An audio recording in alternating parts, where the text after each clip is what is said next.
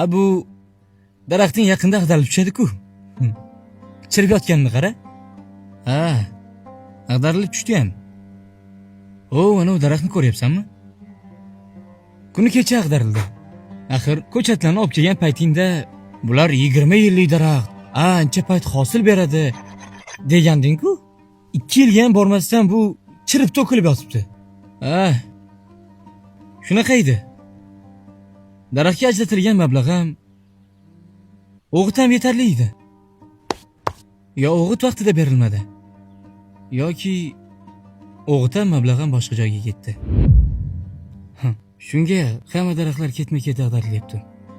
Eng qizig'i bilasanmi nimada?